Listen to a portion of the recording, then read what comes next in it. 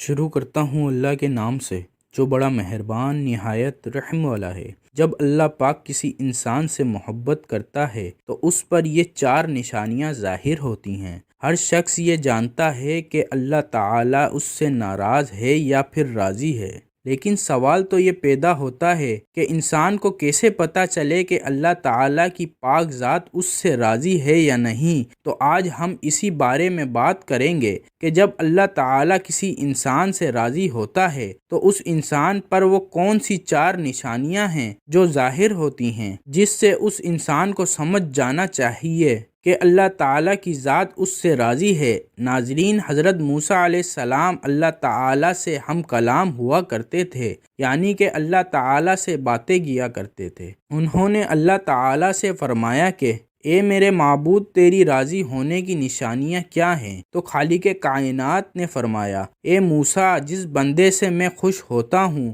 تو میری راضی ہونے کی سب سے پہلی علامت یہ ہے کہ میں اس کے گھر بیٹی جیسی رحمت کو بھیج دیتا ہوں۔ جس بندے کے گھر بیٹی پیدا ہو جائے تو سمجھ لینا کہ اس بندے سے میں راضی ہوں۔ ناظرین، جو بندہ دین اسلام کی شریعت کے مطابق اپنی بیٹی کی تربیت کرتا ہے، اپنی بیٹی کو جوان کرتا ہے، یعنی اپنی بیٹی کو دین کا علم سکھاتا ہے اور جوان ہو جانے کے بعد اس بیٹی کا نکاح کر کے اس کو رخصت کر دیتا ہے، تو ایسے بندے کے متعلق اللہ تعالیٰ نے فرمایا کہ میں ایسے بندے سے راضی ہوتا ہوں، اتنا خوش ہوتا ہوں کہ اس بندے کو قیامت کے دن بغیر حساب کتاب کے میں جنت میں داخل کروں گا۔ اس بات کی وضاحت ہمیں احادیث محمدی سے ملتی ہے کہ حضرت محمد مصطفیٰ صلی اللہ علیہ وآلہ وسلم نے اپنے صحابہ سے ارشاد فرمایا کہ اے میرے صحابہ، جس بندے کی 3 بیٹیاں ہوں اور وہ اپنی تینوں بیٹیوں کی اچھی طرح پرورش کرے،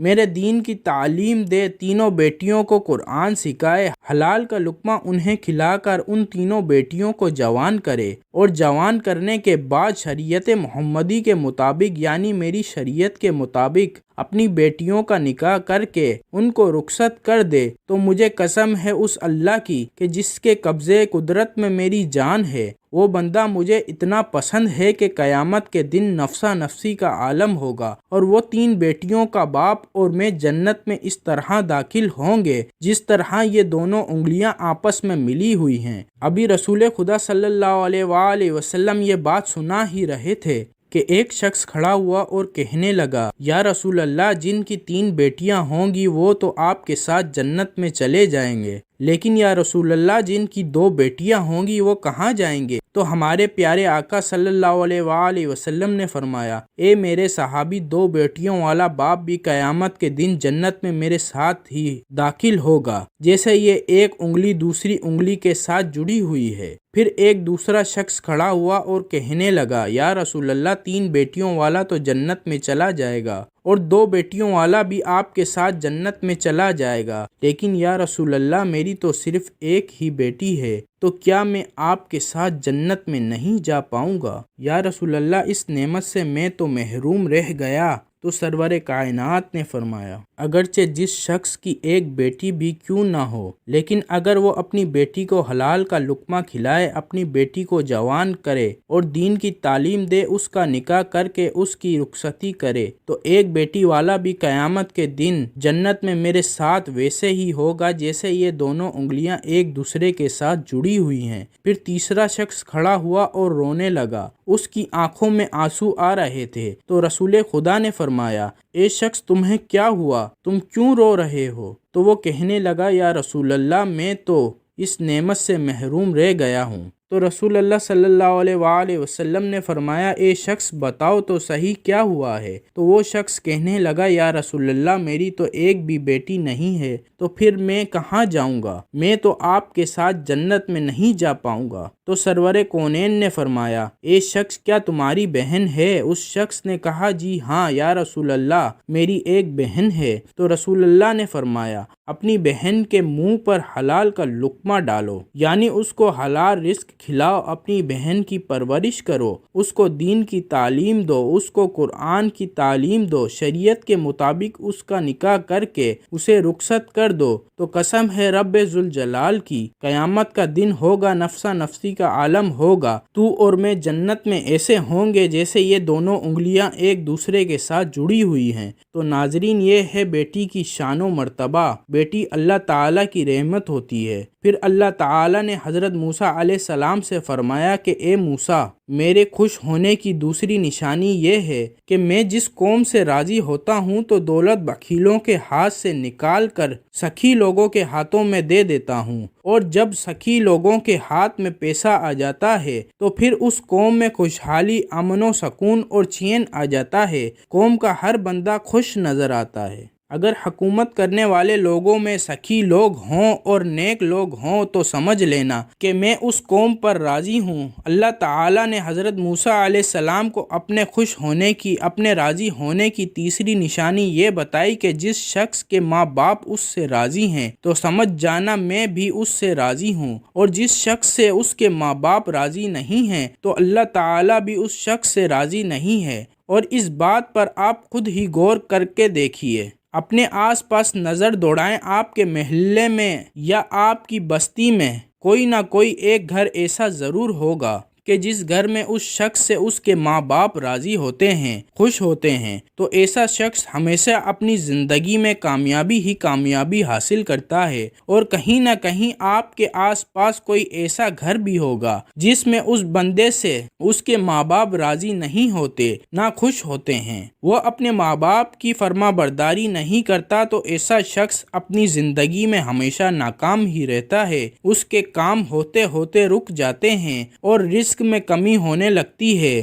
تو میرے عزیزوں، اپنے ماں باپ کی خدمت کرو، اپنے ماں باپ کی عزت کرو، اپنے ماں باپ کو راضی کرو، ماں باپ کو خوش رکھو، ان سے دعائیں لو، ان کا حال پوچھو، ان سے محبت سے تھوڑی دیر گفتگو کرو، اور اگر تمہارے ماں باپ تم سے ناراض ہیں، ناخوش ہیں، تو انہیں راضی کرو، ان سے معافی مانگو، اور اللہ تعالیٰ جس بندے سے خوش ہوتا ہے اس بندے کو اپنی ماں باپ کی خدمت میں لگا دیتا ہے۔ آپ نے یہ سنا ہی ہوگا کہ ماں باپ راضی تو خدا راضی۔ تو اپنے ماں باپ کی عزت کرو، ان کی فرما برداری کرو، نیک بنو۔ اللہ تعالیٰ نے حضرت موسیٰ علیہ السلام سے اپنی راضی ہونے کی اور خوش ہونے کی چوتھی نشانی یہ بتائی کہ جس بندے سے میں خوش ہوتا ہوں، جس بندے سے میں راضی ہوتا ہوں، جب سردیوں کا موسم آتا ہے، جب بہار ٹھنڈی ہوتی ہے اور ایسے موسم میں ہر بندہ نرم گرم بستروں میں سویا ہوا ہوتا ہے اور سکون کی سانس لے رہا ہوتا ہے، اور جب رات کا دوسرا پہر آتا ہے تو سردی کی رات کے دوسرے پہر سردی زیادہ بڑھ جاتی ہے، تو اللہ تعالیٰ فرماتا ہے کہ جب رات کا دوسرا پہر آتا ہے تو میرا جو بندہ اس سردی میں اٹھتا ہے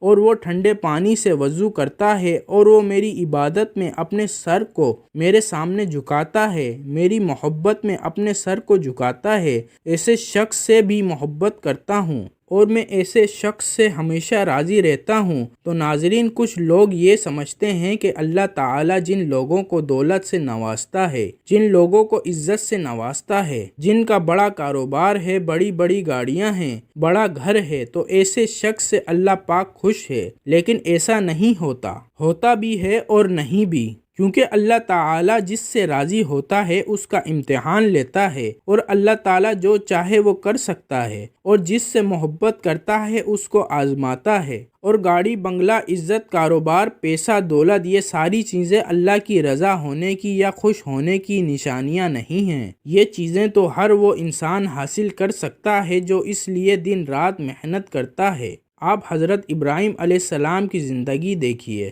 حضرت ابراہیم علیہ السلام اکیلے تھے جو اللہ پر ایمان رکھتے تھے، جو بتوں کی پوجا نہیں کرتے تھے، اسی لیے ان کے والد بھی ان کے خلاف ہو گئے، انہیں آگ میں ڈالا گیا، ان کے لوگ ان کے خلاف ہو گئے۔ سوچو اگر اللہ تعالیٰ ان سے اتنی محبت کرتا تھا اور ان کے ساتھ ایسے معاملے ہوئے، اللہ کی طرف سے ایسی آزمائشیں آئیں اور حضرت ابراہیم علیہ السلام نے ہر آزمائش کو ایمان کے ساتھ، صبر کے ساتھ، اللہ تعالیٰ پر یقین کے ساتھ پورا کیا، اور آج ہم یہ کہتے ہیں کہ جس شخص کے پاس اچھا کاروبار ہے، دولت ہے، بڑی گاڑی ہیں، بڑے بنگلے ہیں، بڑی زمینیں ہیں، جائیدادیں ہیں، اللہ تعالیٰ صرف اس سے محبت کرتا ہے، ایسا نہیں ہے، بلکہ اگر آپ صحیح سلامت ہیں، آپ کا جسم صحیح سلامت ہے، آپ کا گھر صحیح سلامت ہے، آپ کے گھر میں رہنے والے صحیح سلامت ہیں، آپ کے ماں باپ صحیح سلامت ہیں، آپ کو اولاد جیسی نعمت سے نوازا ہے اللہ تعالیٰ نے، آپ تھوڑا ہی کماتے ہو لیکن حلال کماتے ہو تو بھی اللہ تعالیٰ آپ سے راضی ہوتا ہے، خوش ہوتا ہے۔ یہ بھی اللہ تعالیٰ کی نعمتیں ہی ہیں جو اللہ تعالیٰ نے آپ سے راضی ہو کر آپ کو دی ہیں۔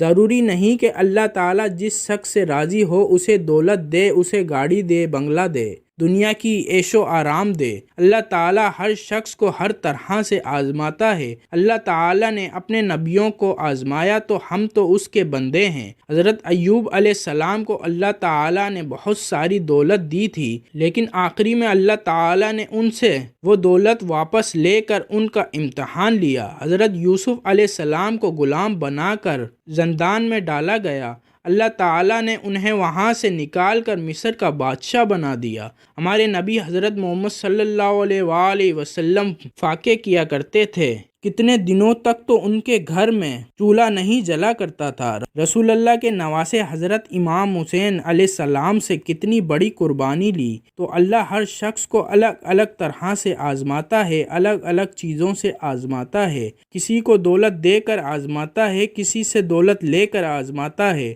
اللہ تعالیٰ قرآن میں فرماتا ہے کہ بے شک ہم تمہیں آزمائیں گے اور ضرور آزمائیں گے۔ اللہ پاک ہمیں دین اسلام پر ثابت قدم رہنے کی توفیق عطا فرمائے اور ہمیں نیکوکار میں شامل کرے۔ ناظرین، کمنٹ باکس میں اللہ تعالیٰ کے 99 مبارک ناموں میں سے ایک نام ضرور ٹائپ کریں۔